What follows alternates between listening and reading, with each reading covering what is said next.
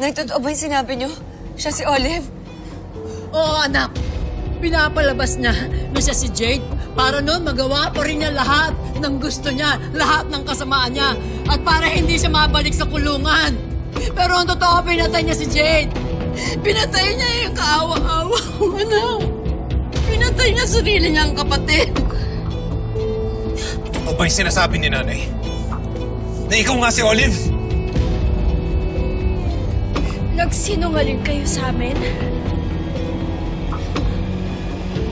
Ano sinasabi niyo? Nay, ano bang ginagawa mo? Itay, ako to! Ako si Jade! Nay! Matagal nang patay si Ate Olive, parang awa niyo na! Patahimikin niyo na yung kaluluwa ng tao! Huwag kang magmaang-maangan. Hindi pa ako bingi para hindi ko marinig lahat ng mga sinabi mo. Nung kinulong mo ako sa kwarto, tinakpan mo yung bibig ko para hindi ako makasigaw. Pinabantayan mo ako sa gwardiya mo para hindi ako makatakas, para hindi nila malaman na ikaw si Olive. Kaya mo ako sa pilitang din nila sa mental hospital? Kaya mo ako binaliw? Kaya pala parang pakiramdam ko ikaw si Mami. Kasi ikaw talaga si Mami. No. Ikaw si Mami. No, Kino. This is me. Ako yung Mommy Jade mo. Sinasabi lang nila yan kasi gusto nila akong siraan. Sinungaling! Sinungaling ka! Sinungaling ka!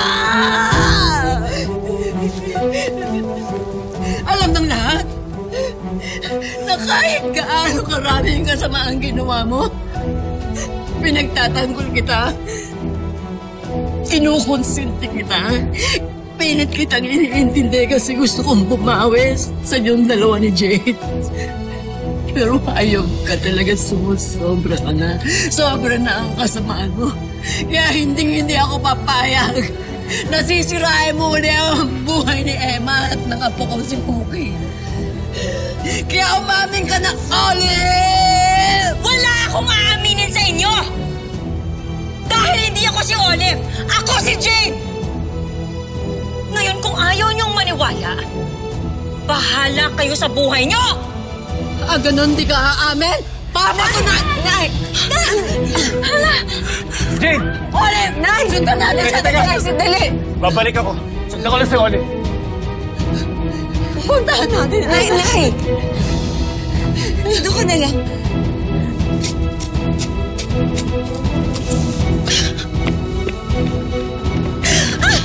Totoo ba sinabi ni Nanay? Na ikaw nga si Olive? No! Bitawan mo ako, Danilo! Bitawan mo ako! Kung nagsisinungaling si Nanay, bakit ka tumatakas ngayon? Dahil kitang-kita ko sa mga mata mo na si Ligaya ang pinapaniwalaan mo! Na si Emma ang pinapakinggan mo! Nakalimutan mo lahat ng ginawa ko para sa inyo ni Mookie! Na ako ang nasa tabi niyo nung wala si Emma! Nung mga panahon na niloloko kayo ni Emma, ako ang kasama niyo, Danilo! Pero ngayon, handa ka rin bang damayan ako? Bakit hindi ka makasagot? Dahil malaki ang pinagbago mo! Kaya hindi mo ako masisisi kung bakit ako naniwala kay Nanay. Sinasabi mo lang yan kasi wala kang pakialam sa akin! Baliwala sa'yo lahat ng mga ginawa ko para sa inyo ni Mookie! Dahil gulong-gulo na ako!